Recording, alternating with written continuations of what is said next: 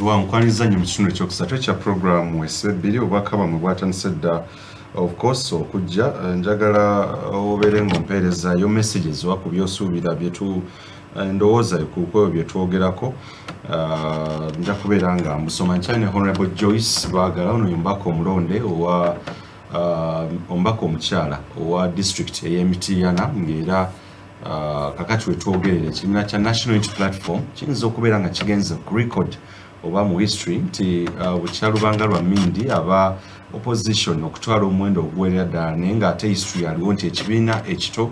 as actually old like 6 months by then we batwalidde abaka abangi kiyinza okubeera nga kyaludde nga sinakindi nga gwe gusoose bwe mbanga history wange musomye bulungi nnyo nti ekibiina kizze just mu myezi 6 ne kitwala abaka bangi mu kikolo eggwanga olukulu ne kikwata region ng'ey'e Buganda ne kikwata regions ez'enjawulo ne kiziwangula ne kijja mu local government oba mu government ez'ebitundu okulonda okwo ne kisindika ba mayors ba councillors n'abantu ab'enjawulo mu buvunaanyizibwa obw'enjawulo mu bukulembeze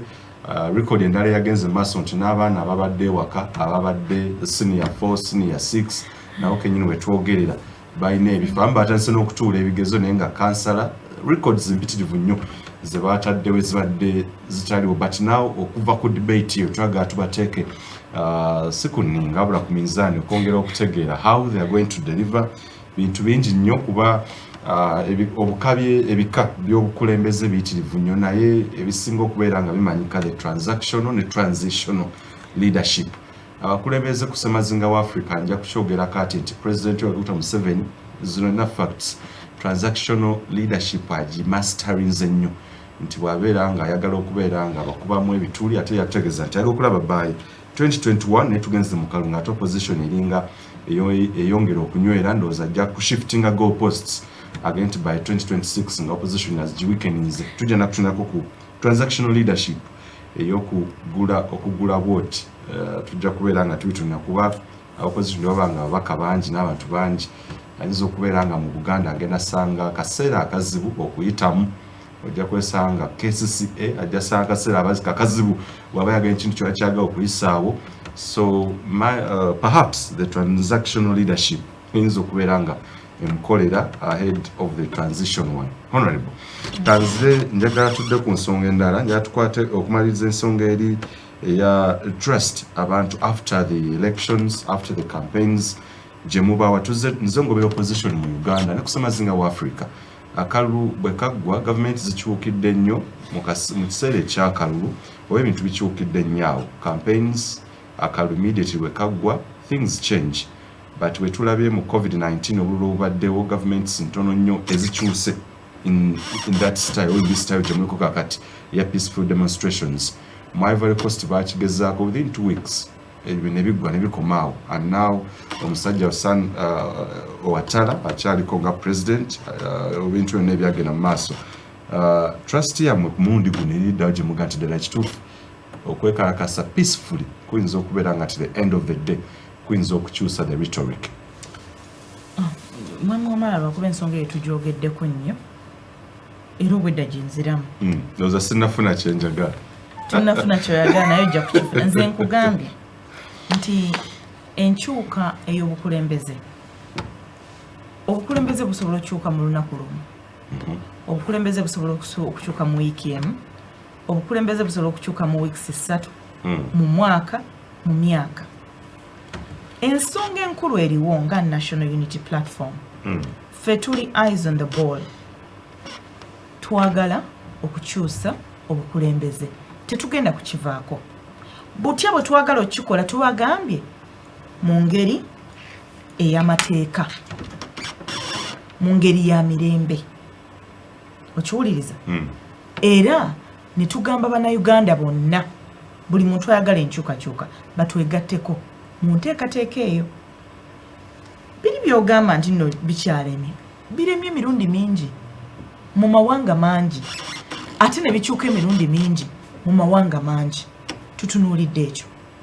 sigenda kugamba nti nno ekiro kya leero gavumenti egenda kukyuka naye nze nja kugamba kimu mu kaweefube w'okukyusa gavumenti mwendi ne National Unity Platform kwe tuli kwogwo omulamwa kwe tukola ki kwe tuli era ne bannaffe abalala batali mu NUP ab'ebibiina ebirala tubaperereza tukwasize wamu okukyusa awe nyini onziza wembale njayo okudda nti mulinga NUP abali mu kukazinga akamu nti amazima ku nsonga ya struggle eno after nja kuwa ebyokulabira kate nga weebiri nti kati mulwanirayo victory as national unity platform naye kakati tuna n'ababaka abali mu kikola eggwanga olukulu abatandisedde okushiftinga the debate aba opposition tunaawo okubeera nga badiscussing ekifo ky'obwa speaker the 10th parliament ne mu 11th parliament taliimu nadiscussinga now the speakership nga kugamba debate yavudde dda how the votes were rigged allegedly nga bagamba n'ebirala byonna mulinga mu abastandinze ku kizinga nti ekyammwe mulinga the FDC is silent, DP is silent, UPC kyenna kugambye kisigala kyekimu ekintu kyenyinza okugamba ogaye nti abamu batandise okushiftinga abamu bazze ku bintu ebirala it is the same thing nze nafiirwa mama wange ne taata wange nze mba mbafiiriddwa ontegeera bwe mbafiirwa nze ne baganda bange oba ne bajjajja bange ennaku babeera nayo abamu bayinza okujja ne batuziikirako naye bamala okuziika nga bakola ki nga bagenda secondly ffe okufa kuba kuwedde naye olumbe nga tetunaba kulwabya tekitegeeza nti tujja kulwabya just because abamu baatambula ne bakola ki ne bagenda so nze sigenda kutunuulira muntu mulala yenna nze ngenda kubeera ku kigendererwa ngenda kusigala ku mulamwa kyekugambye we are reaching out nze bwe njija ne kugamba nti wamala wandimperekeddeko mba njagala omperekere era bw'omperekera mbeera musanyufu era bw'omperekera mbeera mugumu naye tewali garanti oba ddala onomperekera kiri eri ggwe oyinza okumperekera oba okugaana naye tekitegeeza nti olw'okuba ogaanye okumperekera neme kudda gye navudde opposition ekigireetera obuzunduza the selfish and indifferences osuubira nti munafuna obuwanguzi bwa struggle ng'ebintu ebyo tebivuddeewo ekyo kyetwagala okukolako kati lwaki twagala nokikolako kati kubanga many times abantu batandika okwogera ku kwegatta ku opposition nga tuli mu mwaka ogw'okulonda kati twagala okwogera ku kwegatta okukuwaganyako ebirowoozo nga tetuli mu mwaka gwa kukola ki gwa kulonda kubanga mu mwaka ogw'okulonda so many things are going on olw'okuba nti ebintu bibeera bingi nnyo tulemwa ne interest ziba z'amaanyi at that time naye bwe tukikola kati kubanga ebintu byonna tulina obikola nga buli kyokola ng'omulamwa guli ki kukyusa buyinza buli kyokola omulamwa guli ki nakiri kyogambye nti amu baabivuddeko dda kyokka mu kifo ky'okubanja byonna birina okutambulira awamu kubanga nkugambye struggle kyekyo struggle muyina ogitambuza kino kitambula kiri kitambula naye ng'omulamwa omukola ki mugumanyi buli front yonna muyina ogirumbirako kubanga kakati ate bali bwe bata discussing speakership race then what happens indeed nga parliament ekoze eki ebyo abantu balina okubitegeera tuyina obuteebuzaabuza tuyina okulaba reality weeri okiwulira kyova olaba nga president Kyagulanyi akugamba nti gwe kwata wano naawe kwata wano naye buli omu wookwata omulamwa gubeere wamu nti bw'oyita wano nange nempita wano tugukire wantu watya wamu okumaliza ku debate ojemba ntandise ekisemberayo ddala okusirika kw'abantu abamu most especially ababaka bammwe oba abakulembeze bammwe abalondeddwa nja kikuleetera kuba debate kweri nnyo kakati omuntu yagitandise it's now on social media naye nengipiikingamu interest reason being nti ekintu ky'okubeera ng'abantu bawambibwa that's a strong debate gye twandisuubidde nti ddala kituufu mugenda kugivugira ddala kuba abakulembeze ddala kituufu NUP is now the biggest and strongest opposition party bwe mwogera amazima mulina omuntu kati Robert Kyagulanyi Ssentamu bw'ayogera ensi yonna twejja kumuwulira naye tetwagala tukitwale nti mu politics yaliwo yekka waatayogera silence y'abantu bano abalala abalondeddwa abantu bebeesiga the people power yabawadde obuwanguzi etegeeza ki gy'oli Honorable Joyce omanyi lwaki nseka kubanga nze mmanyi NRM ekola nnyo propaganda oyo abeera agenderedde manyi kati NRM ekintu ekisinga ogirumya omutwe NUP tebakikkiriza mu myezi 6 gy'ogambye okubanga NUP eyina ababaka 57. They can't imagine. Obanga ebadde eri ku bunkenke ababaka 3 aba FDC 36. Kakatebereza kati aba FDC bali 32. Gattako NUP 57. Balabira ddala ng'ekintu tebakitegeera. Kwanza omuntu wangamba silence. What kind of silence? There's no silence at all. Buli muntu ayogera. Kati communication ejjetya issue ey'abantu baffe bawamba tujogedde in all the meetings zetubaddemu ne president as NUP members of parliament as the caucus tujogedde issue eyogerebwako buli press conference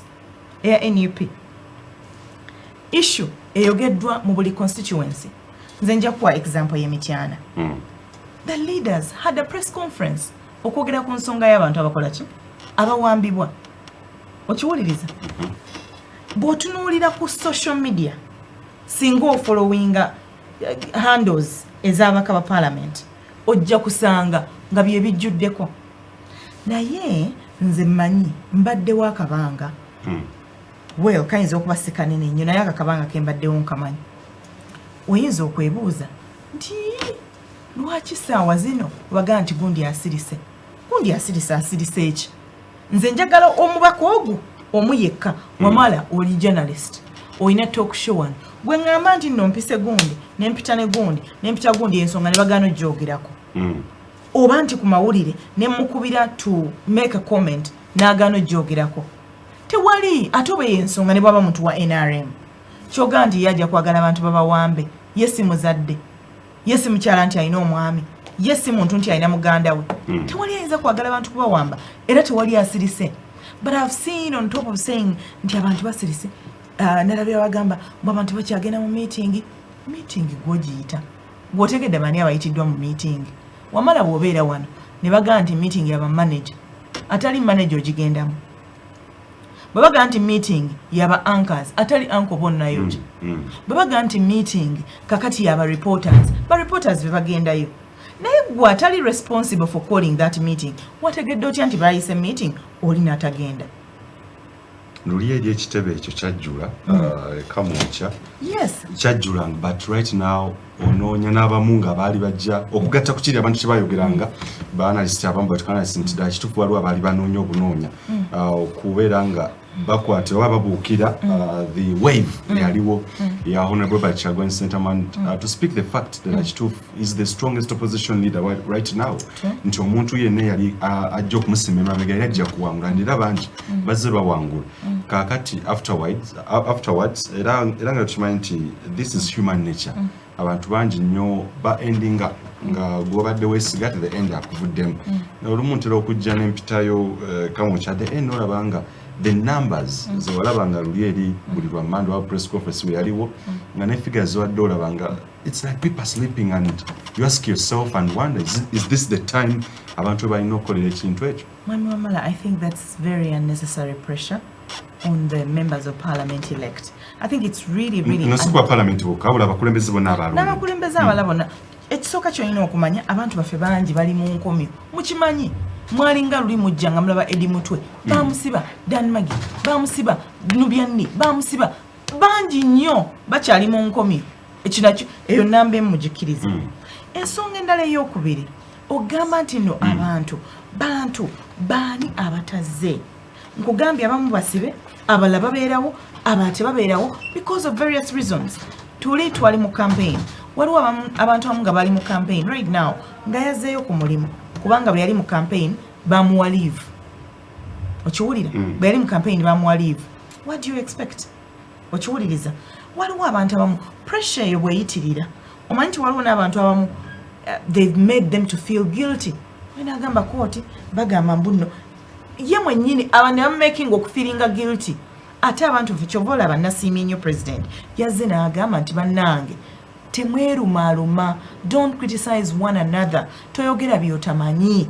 because pressure bagiteeka ku bantu. Politics is very complicated. Teyeetaaga abantu bali faint hearted, yeetaaga balina thick skin zino ezaffe kubanga waliwo omuntu gwogamba agamba mubaalidde ne lisiti ne bagisoma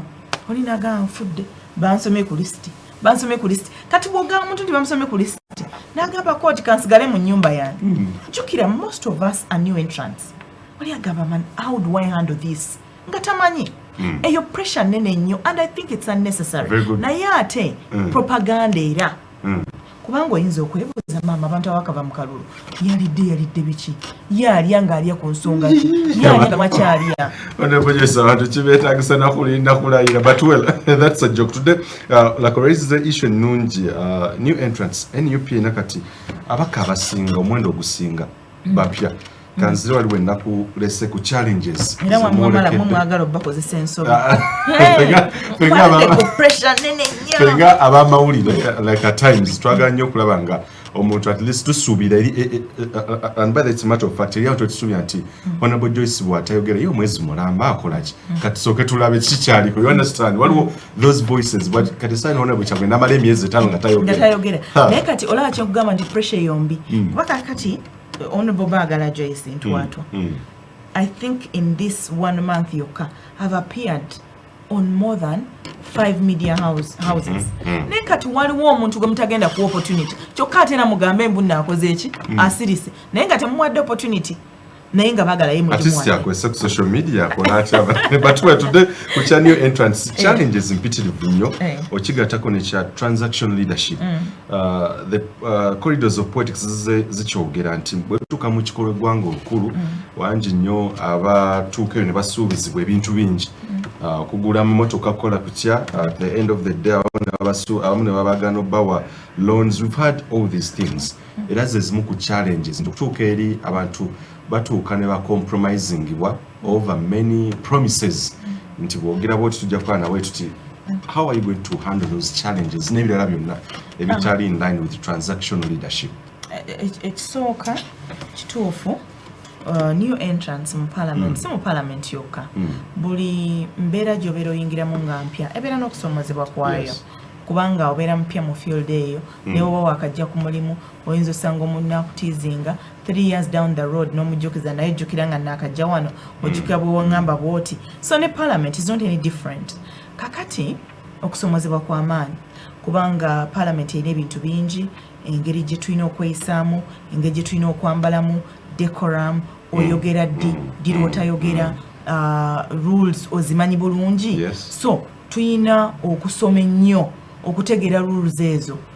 saawa zino buno obudde nga tetunnalayira tulina okusoma ennyo semateeka kubanga bangi kuffe ne semateeka yennyini tetukukola ki tetumumanyi yenna oli ajja kwogera olabe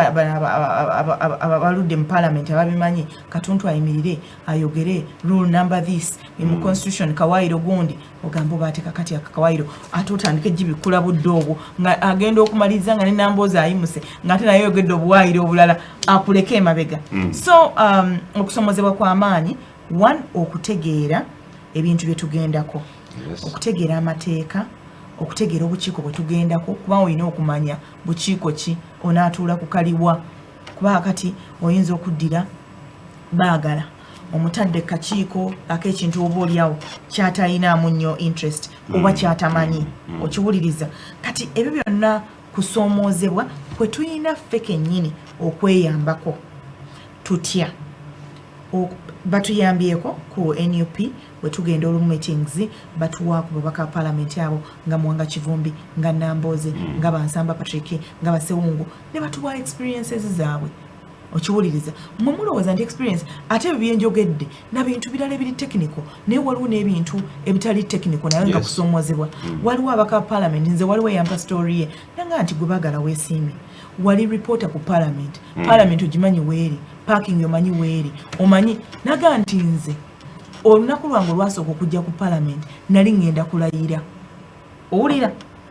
omulundi gwe ogwasooka okugenda ku parliament gyagenda okutuulamu ng'agenda kukola ki kulayira n'okwo kusoomoozebwa tali yekka n'abala gye bali nga bati tagenda ku parliament nga n'essaawa zino akyalowooza njiyingira ntya nyingirirawa mpaakingawa kyokka ng'eno mwami wamala ali mumugamba nga sikuwulira bw'oyogera naye ng'ate eri alina worries endala kati bw'ova ku kusoomooza okwo okwo kwe nkugambye nti finding your way around,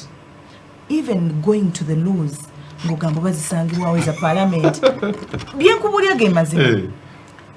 Psychologically preparing yourself nomanya nomala katugambe 2 weeks nga buli omoyo aniwo office ya speaker eri wano, office ya deputy speaker eri wano, office ya LP eri wano, bwemba ngenda mu parliament chambers we wano, lunch canteen eri wano, lobby eri wano. Ebyo byonna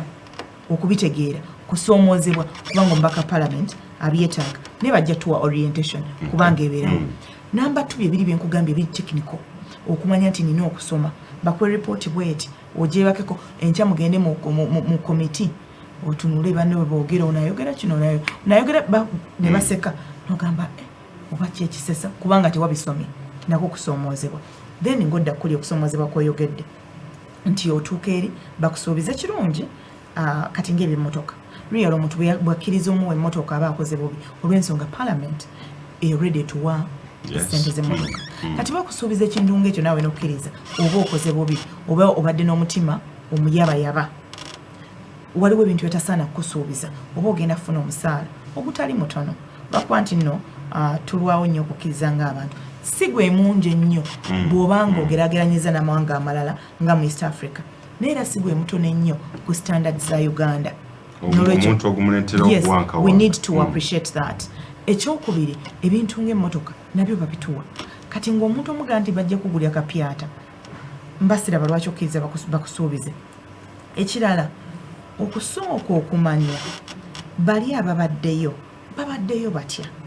bawangaddeyo batya basigadde batya ku mulamwa basigadde batya n'ekitiibwa. Nze ndowooza nti okusoomozebwa kweko n'ebirala bingi. Transactional leadership gy'ogamba ndowooza nga nkola yampankuwe oba nkuwa akasente toyogera nkuwa akasente wagira kino ndowooza kyabulabe naye emirundi mingi ngera bwe nkugambyeko nga twogera off air nti ebintu ebimu bya propaganda. Ate propaganda ajja atya babitandikirawo ojja kulaba nga bafulumizza cabinet owulira batandika ogamba cabinet efulumye naye nga balimba gwe naawe tubadde mu mawulire nga buli kaseera wabeerawo list ne bajja ne bagamba fake buli kaseera naye nga cabinet eyo bagisoma bataddeko n'aba opposition oli ayinza noteeka kontino baagala bagenda muwa ekifo bagenda muwa ekifo nga minister of state for information. Omuntu wa wansi ajja kulwawo nnyo okutegeera nti si kituufu ekyo kiri fake ate information eyo ajja gitambuza ne ku mulala ate kireeta obuzibu osirike kireeta obuzibu kubanga ajja kugamba baagala kakati ate baagala mbu nno bamuwadde obwa minisita nti kwali ku listi kwali debate netandika okubeeraawo okiwulira which is wrong. It is propaganda. Sometimes abantu bayinza ogagundi bamuwadde sente bamuwadde akawumbi kalamba n'otunula gwe bawadde akawumbi tolaba kyakyuseeko nga omuntu wakawumbi bw'atyo bwafaanana enneeyisa y'owakawumbi bw'etyo bweri omuntu wakawumbi abeeramu eyo status nga nedda. I don't disagree. I know the people who have been compromised era tubalabe n'olaba ng'omuntu ono abaddemu FDC wayitawo akaseera bagamba gundi oyo yalya ogenda okulaba agende mu NRM. Yes. Omuntu oyo abadde mu DP ogenda okulaba mulangiridde mu cabinet. It is true there are people who get compromised but not everyone. Kino kiyinza okubeera nga si kya lugambo nti ddala kituufu National Unity Platform abaka beesoose okubeera nga etwalayo era ekizibu kyetukyasinza okulaba actually ekisinga n'okunuma mu byobufuzi bya Uganda nti we send people ddala kituufu nga ekizibu nti twagala tuweereza abantu nga ebyokukola biki obanga n'okubeera mu kubamu they spend a lot of money mu kalulu kennyini millions and millions ng'amazima oli bwakugamba nti baali at the end nga oyinza obutakiwakana why they spent a lot mu campaigns era neweewuunya nti omuntu atadde millions meka just in a campaign agenda kubeera nga azijjamu ati so ebizibu ebisimanyi bwogenda kubeera nga obyanganga naye kanzije mu kitundu ekisembayo tulabe ensonga z'olindiridde okulaba okubeera nga gusa mu kikole lw'eggwanga olukulu omuntu eyatandise debate okubeera nti ono asirika oba akolaki I think playing a role nino olw'ensonga nti waliwo abadde basirisa batakyakwata masimu waliwo abakyusa I think yes kirina impact gye kyakoze kusadde ddala abamu tebakkaanye nakyo ne waliwo kati benatandise okulana ngamba okay kiyinza okubeera nga kyakuze buli kintu kiba n'ekirungi n'ebibi naye ndowooza baazuukuse at the end of the day nga ne bu message kati babuddamu when you call them for interviews bajja badde bamaze emyezi katukole mu kino ekisembayo wankwaniza nnyo ekitundu kyaffe kino ekisembayo kya programu esebiri obubaka bwamwe of course mufuna uno ye okay tegeeza owekitiibwa mwe bali kuweereza uno Kigozi Vincent wane Seeta President Museveni alime kwerabisa nga abekimu Luganda wamu oba bigasigasi mukwano nze mulwanyi Samuel Nyenje mukono mbuuza lwaki tebalinaayo kipya simanyi ndowooza public court gwe togiraba ekyo si kipya nnyo simanyi but well jakudda kubaka bwammwe mu kitundu kino ekisemanya tutunuulire mu maaso we tulaga olukiiko lw'eggwanga olukulu nnyo abantu bagendayo kubeera nga bakola ebintu biringa bina bisatu one okubeera nga bakubaganya ebirowoozo oba nga bakiikiriramu abantu bwennyini beddoboozi lyammwe ekyokubiri balina okubeera nga bayisa embalirira y'eggwanga ate ekirala balina okubeera nga bakola omulimu ogwa legislation oba okubeera nga bayisa amateeka balina okubeera nga bayisa embalirira ate ne representation balina okubeera nga bakiikira wabula nsangi nyingi nnyo abantu baze basuubira oba bateeka essuubi bannyo mu babaka at the end ate okukomekeza nga kiringa abafuusa omugugu Parliament eno ojja kwesa mu kikolo mu East African Community oba mu East Africa eyinza okubeera nga eya Uganda kati yemu ku ezo sinakindi eyinza okubeera negenda okusinga ababaka abangi over 500 members of Parliament kigenda okubeera nga kiraga nti omusolo abantu abasasula omusolo kati abamu bwe muga nti eba burden kiyinza okubeera nga kituufu but however leka tutunulire the 11th Parliament Honorable Joyce Baagala eno gy'alaga suubi kiri abawo okwawukana ku balala bagijo bwe bagendayo basirika ne hazards nga ekisanja kiggwako ddala kituufu ng'oli talina na kigambo kye yali ayimidde ku floor of the Parliament n'araisinga as if abantu bakiika ddala kituufu ebizibu teri oba na buli kimu nga teri kye bamutuma. Honorable Joyce nja kuddamu kubuuza ekibuuzo kyonna kikubuuza mu campaign bwe wajja wano era njagala mmanyi engeri gy'ogenda kuba kati tuzze tulabako ab'enjawulo bangi nnyo simanyi bw'ogenda okubeera nga naawe weegatta ku abo oba ku lisiti eyo y'ababaka ab'enjawulo abagenda okujjukirwako mu bitabo nti ddala kituufu nti tewali burden eri bannansi. Weebale nnyo Mwamala era onkoze bulungi ne tuba nga ogamba ekyo ekitundu ekisembayo kisembeyo n'ebyo ebintu ebikulu ddala. Yes. Okusookera ddala nga bwe nakugamba nti njagala okukola emirimu gyonna omubaka Parliament gyakola nga bw'ogirambuludde okuyisa amateeka nga gagasa bannayuganda okugoberera ennyo enteekateeka eza gavumenti okubeera omu ku banaasalaasala embalirira ate berengera egasa bannayuganda n'emirimu mirala. Kakati baagala Joyce nga bwe nabadde twabadde tutandikaawo n'enkugamba nti ekiseera kino kye tulimu nga tetunaba kulayira neebuuza okwebuuza okw'enjawulo newankubadde nga nze oyinza okugamba nti ndi wa mukisako okusinga abamu ku bannanga abapya waliwo abalinga nze waliwo abalala abadde tebamanyiddeeko ddala ntambuza ya mirimu gya Parliament naye nze ngimanyiko olw'okuba nti nno ndi munnamawulire ate era ngimanyi ati kubanga nali nga ndipootinga ddala mu Parliament so nga mmanyi obudde buno mbukozesa okwebuuza ku babaka Parliament abaliyo kubanga bw'oba teweebuuzizza tosobola kuva eno buvi n'ogamba nti ngenda kukola kino ngenda kutwala lino ebbago ngenda kutwala lino ebbago ntwale na lino ebbago lyennyini omanyi baliwandiika kubanga nga tonnabaditwalayo olina okumanya nti liyina emitendera. Yes. Nti olina okusaba sipiika akuwe leave of Parliament ogende oteeketeeke ebbago naye mu dditeekateekera olina abantu b'olina okwebuuzaako. Nasanyuse nnyo ku bintu ebisinga byenjagala nange okuba ku contribution gyenkola ye federal kati era nalabye owekitiibwa Daudi Mpanga ng'ayanjula ensonga eyo mu lukiiko era nagigoberedde nnyo. Kati ebyo olina okukola oleme kugenda ng'ogenda kuleeta bbago naye nga tomanyi byogenda kukola ki.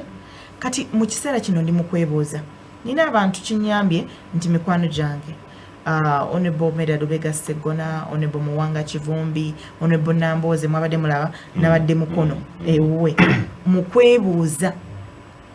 nti ne bwe mba nina ebibuuzo bye njagala okubuuza gavumenti esooka ebinnyonnyole abantu b'Emityana nina okumanya bwe mba mbuuza ekibuuzo nkola ntya okiwandiika otya emitendera gyakyo giri ki bwe mba ntwalayo okwemulugunya oba petition yo ngikola ntya kati ebyo byonna era bwe tunaatandika nga tumaze okulayira bwe tuti mugenda kulaba ebiwandiiko bye ngenda okukola ki okutwala eri paalamenti kubanga twamaze obiteekateeka nsonga kyenkulu eziri Emityana nga bw'ogambye omubaka paalamenti okugoberera ebisuubizo n'enteekateeka za gavumenti mu kalulu kali 2016 mu campaigns Mwami Museveni yajja Emityana alina oluguudo lwe yasuubiza okuyiwa chorus ne bataluyiwa ne ku luno yazzeemu n'akola ki n'alusuubiza oluva Emityana mu town okukigenda ku ddwaliro paka luyitamu busujju paka lukoona ne Kanoni weeruli era abantu baayo bagamba nti naye ffe kasita oluguudo olwo bakola ki kati oba olina okumanya nti olondoola waliwo oluveera municipality okugenda e Ssekanyonyi nalwo oddulondoola okulondoola kati ng'eddwaliro waliwo controversy ku ddwaliro eri mujjukira nti Mwami Museveni yajja okuliddamu ddiggula naye ng'embeera nayo teyali nnungi bwe yajja eddagala lyalimu bwe yagenda eddagala teryaliwo and there's evidence okulondoola ebyo naye era n'abantu baffe balina okitegeera nti ffe tugenda kukola nze baagala eddoboozi yange bajja ddiwulira ku floor ya parliament Hansard gy'oyogeddeko obwino wa parliament lijja kubeerako kakibeere eri abalina obituukiriza nze nja birondoola naye nti bagambye kati waliwo ebitundu ng'eyo Busuubizi ne Kabule etali masannyalaze Honorable Zaake kati ng'ebusuubizi eyo waliwo gye abantu beetwala mu parliament n'awaayo petition babawa amasannyalaze ye omulimu gwe yakola ki yagukola ekirina okukolwa kwe kulondoola era n'alondoola ekirungi abantu yagenda nabo bakimanyi ti ensonga yagituusaayo sometimes oyinza ozituusaayo ne zitakulwako naye nga gwokoze eki ekisinga obukulu gwe kwe kuwaayo ensonga eziruma abantu ekikulu nnyo njogera era okwongera okujjukiza nti debate eri gye twatandise abamu saagala mugitwale mu bukyamu naye ffe nga bannamu era onalebo nja kukujjukiza nti bwe tunaalaba nga osirise tetujja kubeeranga bwe tulaba wiiki emu egudde wiiki bbiri wiiki ssatu nti onalebo okufula parliament kati temuŋŋanya kubanda temuŋŋanya kusirika tulina okukakasa nti ddala kituufu munnamawulire kubagemaza twaga tukyuse the fraternity nti ddala kivu munnamawulire bw'asindikwa mu parliament abeere wanjawulo ddala if we have the voice ogende maaso olikozesa tugende ku nsonga enkulu ennyo endala owekitiibwa Charles Peter Mayiga omwogeddeko yayogera mu Kaluwa n'atutegeeza nti mu Kaluwa tulaga nti abantu ndooza yali imagery yagitwalanga imagery yasimanyi tukya nti abantu banoge emmwanyi ezengedde atwalaga kulonda ziri eza kyenvu wabula banoge emmyufu yalinga image but okukiza ku mutendero mulala ensonga semasonga n'okufiringa nti ezo omuntu afiringa nti caucuses nyingi nnyo mu lukikole eggwanga olukulu era eziteekebwawo rules of procedures akone semateeka naye tugenda firinga tya Joyce Baaga nti ddala kituufu kiri president yayogerako nti abantu kuno balondesa obusungu mu Buganda region kive ku level president gyasuubirirako naye omaking this region very proud noga nti ensonga semasonga sigala nga ddala kituufu abantu abali mu region eyo bazitegeere ate era nga omuli obukutte kale ekisooka kya byonna nkubuulidde era ensonga twagyogerako lwe nali wano ensonga ya Buganda the Buganda question ensonga ya federal naye n'ensonga semasonga ettaano ndi musanyufu nnyo nze kubanga nva mu masaza abiri ndi mubaka omulonde omukyalo wa district y'Emityana district y'Emityana egabanya amasaza abiri okuli essaza ly'e Busujju n'ery'Essingo kati nze ndi awo neyagaliramu ago gombi abiri kati nembeera musanyufu nnyo nti mukwenda nantajja ow'Essingo bwe twali tugenda mu campaigns yatuyita n'ayogera naffe eyo n'enkola ya njawulo abamu ba Ssaabasajja okuyita ffe abali mu byobufuzi okutulambika ku butya fenga abaana bannambi bwe tulina okutambuza ensonga z'ebyobufuzi ensonga nkulu bo nga tebabyenyigiddeemu naye batulambika nti wano muwaba wano ensonga za Buganda muzikwateko bwe muti era bwe twamaze ate akalulu ne Kasujju naye n'atuyita netukubaganya ebirowoozo n'atusibira entanda nnene nnyo teyakomye ku ekyo n'agamba nti tujja kubeeranga n'ensinkano era tugenda kuddamu ensinkano yaffe tugenda kumiitinganga emirundi egi okukakasa ng'ensonga ezo bazituddidde namu kati ekirina okukolebwa kubanga ensonga za Buganda si masonga ettaano oyinza osanga nga waliwo batakola ki abatazimanyi naye kati abakulembeze ngaabo ffe batuyambyeko bazituddiramu nti namba emu namba bbiri namba ssatu okunyweza namulondo naye n'okunyweza namulondo kitegeeza ki oli n'akimanya n'agamba nti buli kyenkola kyonna ne bwe mba nnimye bulimi musiri ewange okuba n'emmere ng'omuntu ali mu Buganda mba nyweza ki namulondo so nze ndowooza nkijja kutuyamba nnyo okufuna okulambikibwa okuva mu bukulembeze emmengo ate naffe ne tugenda okukola omulimu guli nga bye tugendako tubimanyidde ddala era njagala okusiima abakulu bombi Mukwenda ne Kasujju kubanga ffe batulambika walaga wantu walunnyera ku nsonga ssemasonga nnyini ensonga emu okulaba nga ensonga z'ettaka oba ensonga y'ettaka kitu kikulu nnyo tukitegeera butegeeza abantu aludde mu Buganda wanene akimanyi nti ettaka lingi nnyo erya Buganda oba ettaka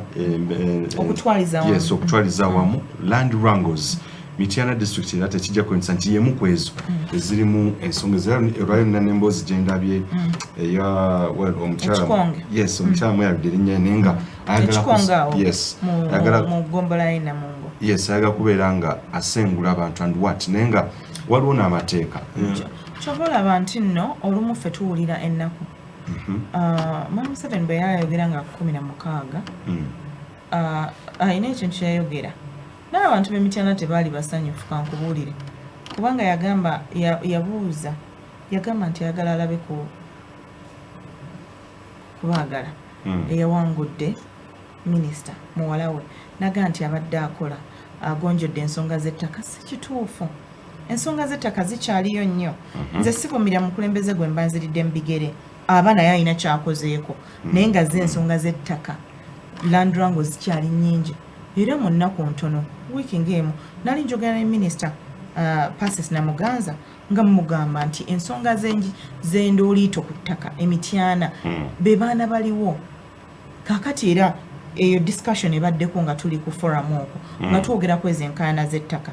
naye enkaayana z'ettaka era ettaka kye kimu ku bintu ebiri mu nsonga ezo z'oyogeddeko naye kiri biiga kineneko etteeka ly'ettaka okulikyusaamu nsonga nkulu nga bw'oyagala omuntu okugula ettaka era ekinyambye nti era abaka palamenti bengenda nabo mu palamenti abamu banyambako nnyo kati olaba nga Honorable Kalwange Busujju alina ekintu kye yaleeta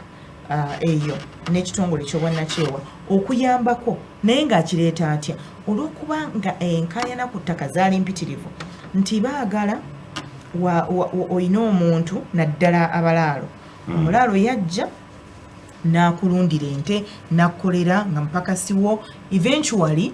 n'omuwaako ekitundu bw'omuwa n'omugamba nti nkuwadde wano zimbawo ne mukyalawo n'abaana bo kakati ate baagala amala afa omulala asigalawo yamuwa mukwano tewaali kiwandiiko abaana b'abaagala oba abazzukulu bajja bagamba ono nkikola ki vaawo enkaayana ku ttaka ekika ekyo mpitirivu nnyo Emityana kakati bwe yaleeta ekitongole ekyo nga kirina okulaba nti omuntu yenna bw'aba agula olina okukakasa ogenda omuntu akuguza ogenda kugombolola n'ogenda ne ku district buli omu aba alina okumanya ogula naye ettaka ly'ogula bw'oba ogula yiika katugambe 5 zonna ozigula zizo oba yiika 2 kuliko abantu kale ezo nsonga nkulu nnyo ezeetaaga okubaganyako ebirowoozo era nkakasa ng'eddoboozi lyange ku nsonga z'ettaka zijja kukola ki lijja kuwulirwa si lwakuba nti nno ndi expert nnyo naye lwakuba nti ensonga ezo gye ziri mu kitundu kyenkola ki kyenkiikirira nkyaganya okuba programu enja nnyo ku simanyi wenza kukitaputa si ku groominga naye abantu abajjana okubeera nga ddala kituufu bali solution based okubeera nga bakulembeze kyensuubira nti abakulembeze cause politics is about managing societies era mwe balina okubeera nga bakola omulimu ogwo mu kikolo eggwanga olukulu gy'olaga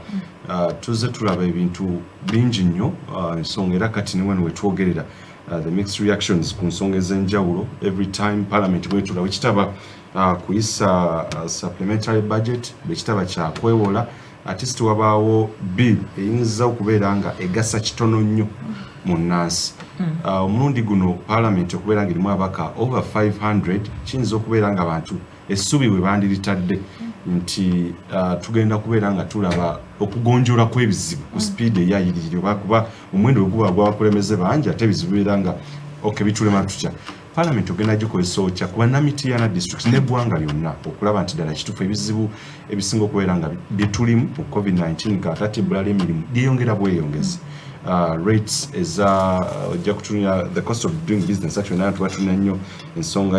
y'amasannyalaze naye parliament yanozayisa the stimulus package and what but up to now people tebamanyi what next to do mu covid-19 wano wetulaga okulaba nga tuboostinga the economy we revive the economy oza nsonga ki ze tuyinza okubeera nga tutunulako okulaba nti we change and revive the economy okulaba nga mu maaso egenda kweyagaza abantu ensonga zoyogeddeko ate togaa nti nze kanga baagala agenda mu parliament kubanga n'abantu abali mu parliament togaa nti babaddeeyo nga batudde butuuzi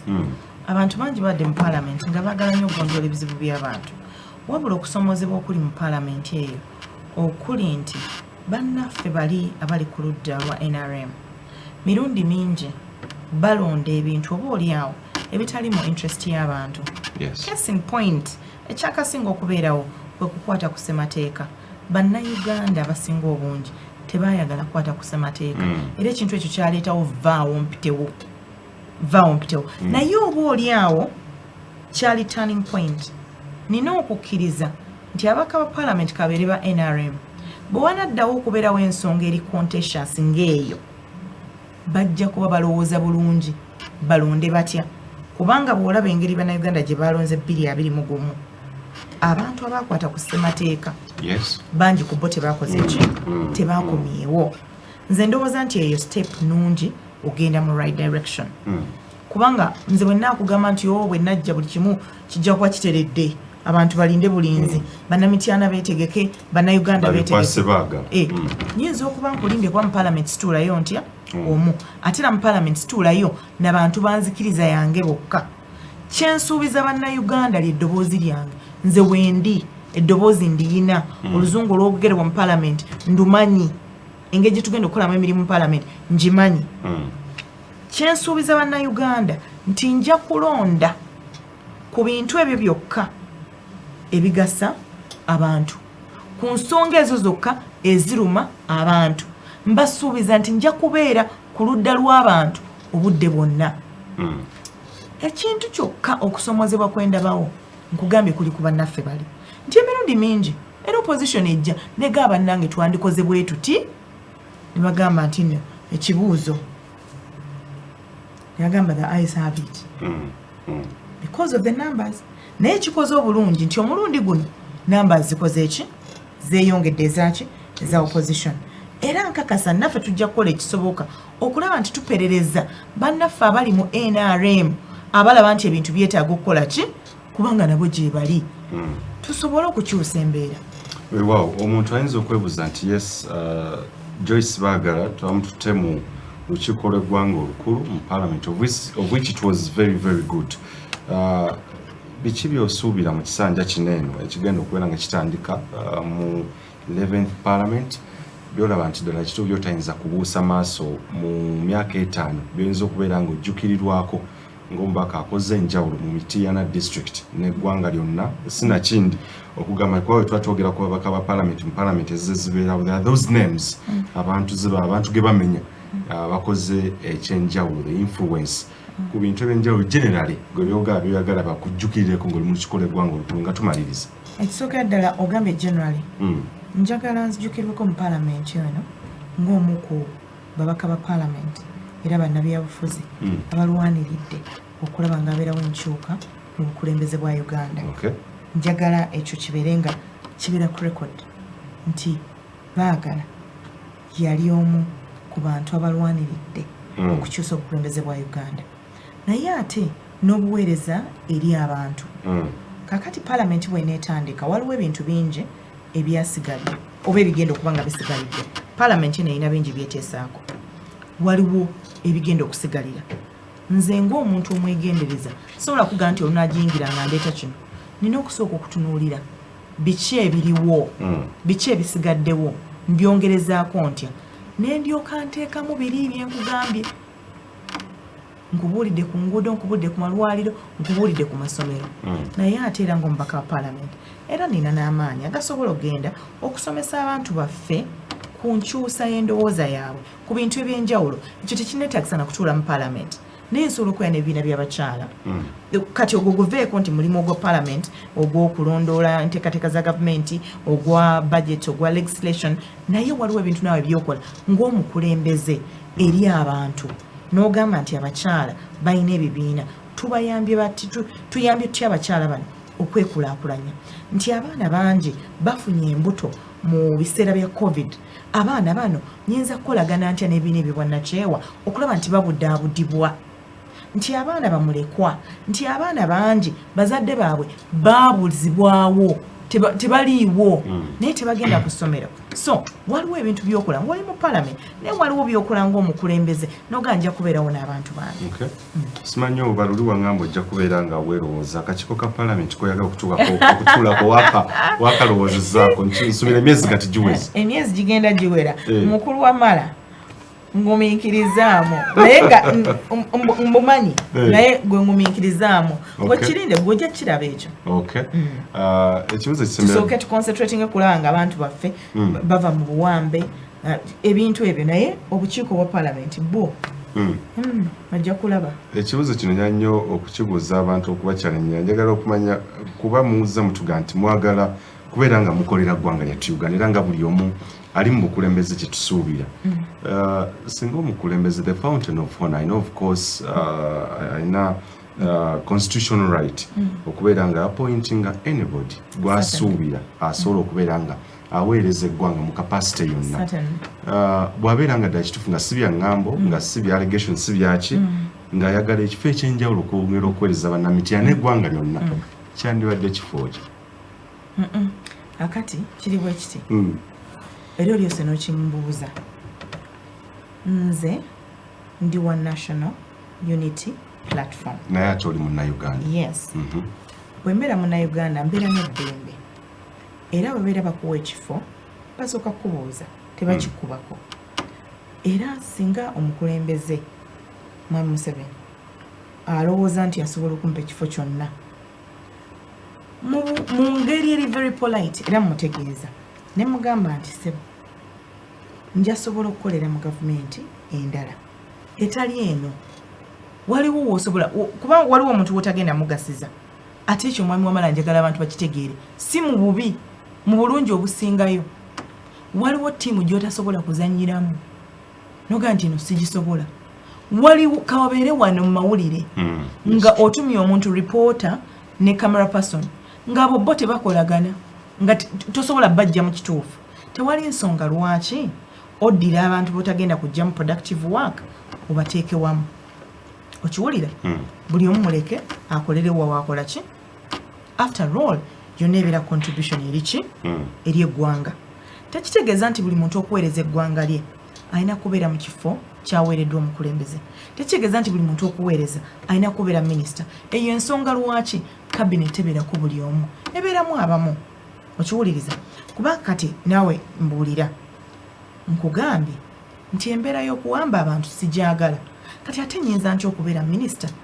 nga nze mwennyini nze nvumirira okuwamba abantu olwo nnyinza otuula mu kabinet nenvumirira okuwamba abantu nkugambye nti saagala kukuba bannamawulire kakati ate naatuula ntya mu kabinet nga eryoke n'okuba ab'amawulire simanyi oba ontegeera and I want people to understand it kubanga abantu baffe olumu babeera very political extremely political nagamba kakati ate bayinza batya okuwa ekifo n'ogaana oba togaanye oba okoze assessment noga nti okusinziira ku mbeera eno siyinza kukolera mu situation bweti kampeerereze wano oba ontegeera. I think for me that's the bottom line. Lwakuba nti abantu baffe ebintu ebyo tebabitegeera. Then waliwo abamungu oli atya buti n'agamba bannange kakati olwo njogera ki olwo kakati omusajja bw'abumpa olwo ŋŋamba ntya. Don't be arrogant. Tumuvuma mugambe mu mwoyo mulungi ate mugambise mazima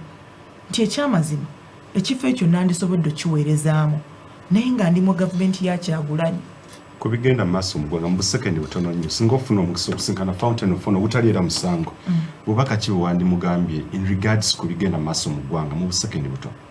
Akkirize okukola audit mu kulonda kwe twakamaliriza, abantu abawambibwa bayimbulwe,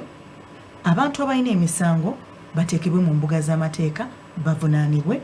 n'abantu ababulijjo abatali bamadi balekeraawo okuvunaanibwa mu kkooti z'ekinnamagye. Sibula badde bakola. Mwebale nnyo abalaba Delta TV, mwebale kuteekako, mwebale kugoberera nsonga ez'ebyobukulembeze na zonna ezikosa bannayuganda. Naye okusinga byonna mwebale nnyo bannamityana okuba nti nammwe mutaddeko, ate njagala kubasuubiza nti bwe tumala bwe tuti okulayira tugenda kufulumya enteekateeka mugirabe tugenda kuweereza tutya, tunaatambula tutya, omubaka tumusinkana buli ddi mu kitundu ki, ebyo byonna tujja kubanga tubituukako. Mwebale nnyo, mwebale ddala. Ssaabasajja Kabaka Wangaali. Weewaawo weebale nnyo Honorable Joyce Baagala. Nasanyuka nnyo kuba nze omu abakwagaliza mu program gye nakukyazaako obuwanguzi, and it's happy to host you again as now a full member of parliament. Thank you so much. Kimusanyusiza nnyo era nkujjukiza nti bw'ogendayo ekyo nyini by the note jokumat abantu tubaweereze kyekyo era ne bannamule bannange abayitamu abamu abakwata amasimu bajjukiza nti let's not ashame this industry nera ate si industry yokka naye obeera oswaziza ne family gy'ova omanyi ensa kintu kikulu values. One of the most expensive things byetulina mu kushakasalya nti mu mawulire kyetulina nti value and integrity saako ne credibility bintu bisatu ebiyinza okuba tebigula nsimbi nebiri expensive nnyo. So bw'obeera ng'otuusa okukiikirira abantu ate n'ogenda ne weekiikirira sooka olowooze maama oyo taata wa baakuza oyinza okuba oswaziza family gy'ovaamu oswaziza eggwanga. So tusigale ku mulamu era ffe tujja kubeera nga tusirika olaba ng'ekikyamu ekiri that's our road. Tujja kubeera nga tubazuukusa n'okubajjukiza nti wano ovudde ku mulamu wano twetaaga oba abantu beetaaga eddoboozi lyo. Atakumira mpeera bankubiri nkoze ne Shafik mu control room. Tujja kuddamu okukwatana kujja kubeera lwa Friday. Ayi Katonda kuma maaso moja.